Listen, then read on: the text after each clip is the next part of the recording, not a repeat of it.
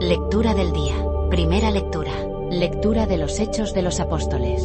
Hechos 13, 14. 43-52. En aquellos días, Pablo y Bernabé prosiguieron su camino desde Perge hasta Antioquía de Pisidia, y el sábado entraron en la sinagoga y tomaron asiento. Cuando se disolvió la asamblea, muchos judíos y prosélitos piadosos acompañaron a Pablo y a Bernabé, quienes siguieron exhortándolos a permanecer fieles a la gracia de Dios. El sábado siguiente, casi toda la ciudad de Antioquía acudió a oír la palabra de Dios. Cuando los judíos vieron una concurrencia tan grande, se llenaron de envidia y comenzaron a contradecir a Pablo con palabras injuriosas. Entonces Pablo y Bernabé dijeron con valentía: la palabra de Dios debía ser predicada primero a ustedes, pero como la rechazan y no se juzgan dignos de la vida eterna, nos dirigiremos a los paganos. Así nos lo ha ordenado el Señor, cuando dijo: yo te he puesto como luz de los paganos, para que lleves la salvación hasta los últimos rincones de la tierra. Al enterarse de esto, los paganos se regocijaban y glorificaban la palabra de Dios, y abrazaron la fe todos aquellos que estaban destinados a la vida eterna. La palabra de Dios se iba propagando por toda la región. Pero los judíos azuzaron a las mujeres devotas de la alta sociedad y a los ciudadanos principales,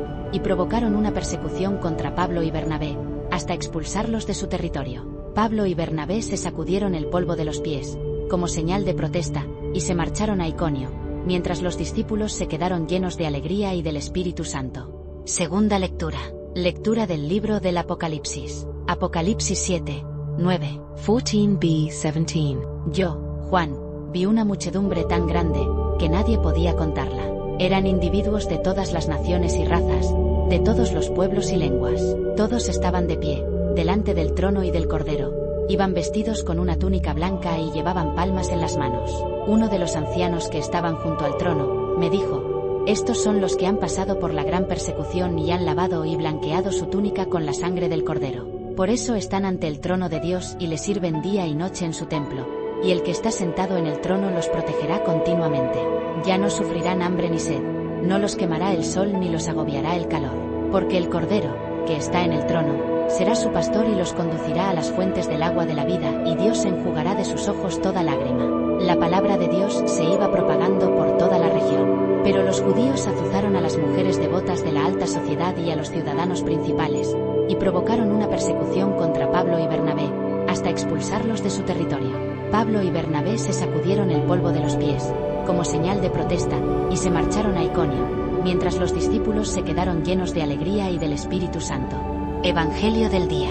Lectura del Santo Evangelio según San Juan. Juan 10, 27 a 30.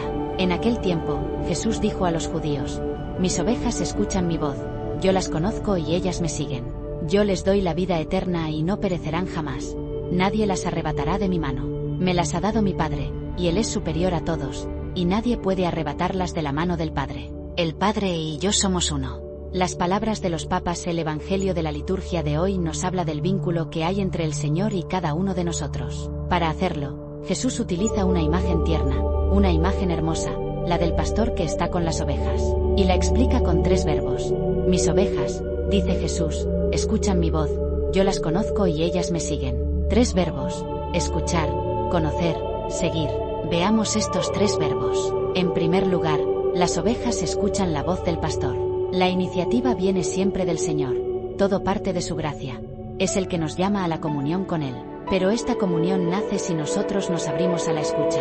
Si permanecemos sordos no nos puede dar esta comunión. Abrirse a la escucha, porque escuchar significa disponibilidad, significa docilidad, significa tiempo dedicado al diálogo. Escuchar a Jesús se convierte así en el camino para descubrir que Él nos conoce.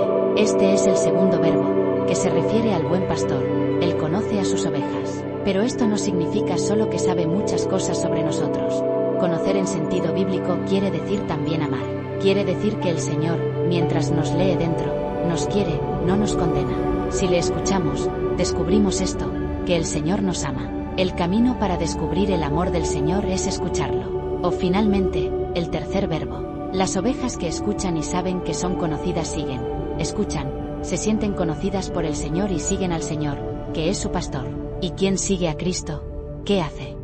Va donde va Él, por el mismo camino, en la misma dirección. Se interesa por quien está lejos, se toma en serio las situaciones de quien sufre, sabe llorar con quien llora, tiende la mano al prójimo, se lo carga sobre los hombros. ¿Y yo?